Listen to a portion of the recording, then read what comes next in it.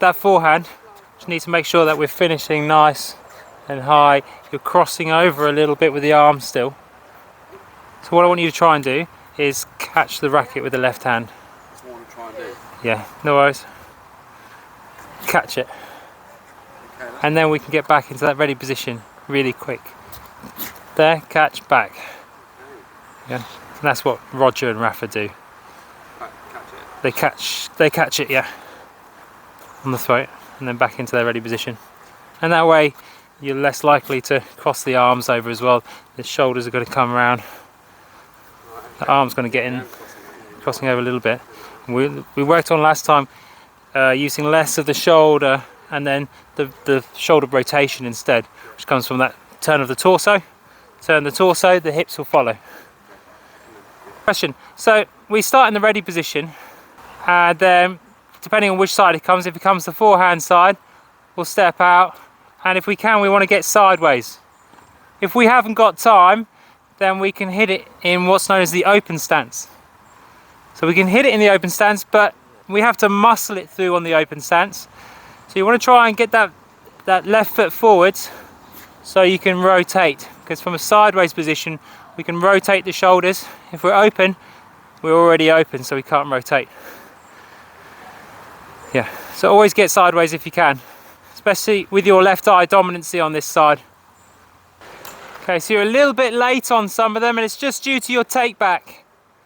Okay, so we've got the ready position is our first position. It's where we start as the opponent's hitting the ball, and then we'll go into the stop sign position. So all we're doing is we're just turning our shoulders, and that racket's going to be pointing out away from us. It's going to be nice and high, about shoulder height. Feels a bit strange holding it up there, doesn't it? Okay, so from there, straight up, and then we're going to mirror the height of the ball. As it comes down to bounce, we bring the racket down with it. And now it's bouncing, and we're going to turn and go forwards. Okay, so as they hit the ball, we're in the ready position. The ball comes over the net, we're in this position. As the ball goes down to bounce, we're into this position, and then forwards and through in that tick shape that we discussed. Okay, so this wrist position is going to stay consistent all the way through the shot. You don't need to do anything with it. It's just going to go from that position. We're changing the grip. It's not there, it's just there. Drop it, it's still in that position. And then as we come through, it's just super relaxed. So it's coming down here, and we want it to go straight to there. And it's not like this, it's going to be like this. Yeah, so I'm not actually moving the arm, just turning the shoulders, ready to get into that close stance position. So it takes a little bit of practice, but the timings, I think you could get that pretty quick. You know, the opposite, you know, sometimes you might just go through here and hit like this. It's going to be a very flat shot. You can see I'm not getting low to high. If I get more shape on the shot. So are you doing that? Yeah. Yeah. Look,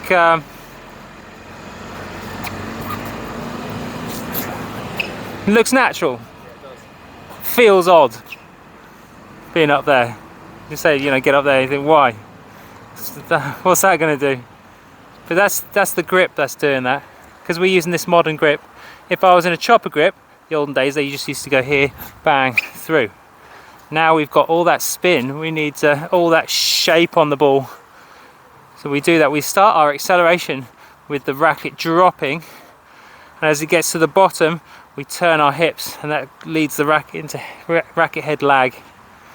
So what you've been doing, and something that we might tackle soon, is you've been taking your racket back into that position before we hit. So you've been taking it back and then hitting the ball. Instead of taking it back, the alternative is to take the hand forwards. Same position, but take the hand forwards rather than taking the racket head back. Subtle change, but you're going to be hitting the ball further in front of you there, whereas you're hitting the ball here at the moment.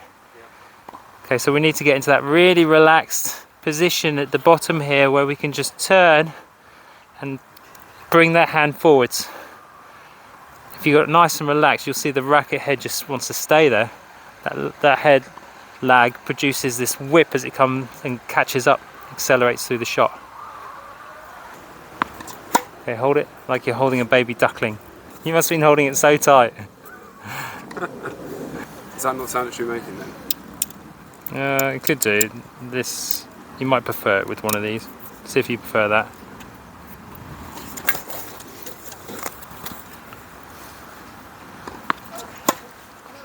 Bloody hell. Yeah, amazing how such a small thing can make such a massive difference. Relax. Feel that control now. It's not shuddering up your arm. So where's that come from?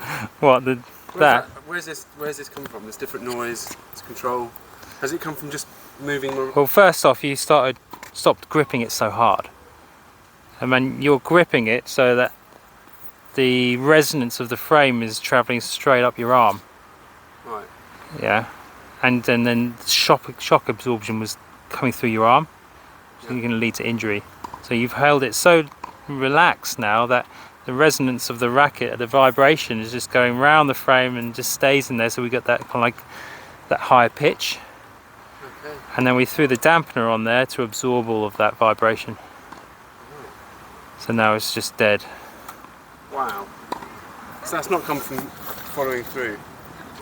Some of it will be coming from, you know, your motion of generating the power. You know, but a lot of that sudden change that we felt there was just you gripping the racket less tightly, and then putting the shock absorber on.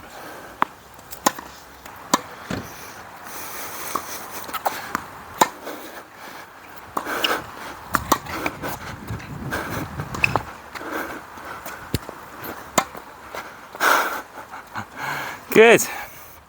Okay, so we're going to tackle one more thing, which is probably a big deal for you, is the body weight. At the moment, when you hit that shot, your body weight's back, and we need to get our body weight forwards. So at the very least, we're falling forwards onto our other foot. At the moment, sometimes when you hit the ball, you're pushing away this way, which means that you're contacting the ball there, and as you push, the contact's on the top of the frame, or you're missing the contact point. Yeah, that's what I do a lot. Yeah, so if you're going backwards or to the side, which you do quite a lot, you're going to lose the contact. If you stay still, the contact is brief. It's there and it's gone. If we go forwards and move forwards as we contact, we can have that contact there, and now it's gone. So we've elongated how long the racket's pointing to the target just by moving forwards as we connect with the ball. Is that because I'm not getting myself in position quickly? Yeah, it's a lot to do with the footwork, and we said we'd work on footwork, but we've actually gone back into technique on the stroke. But yeah, we need to do a bit of footwork so we can get your feet in the right position where you can get forwards and on the shot.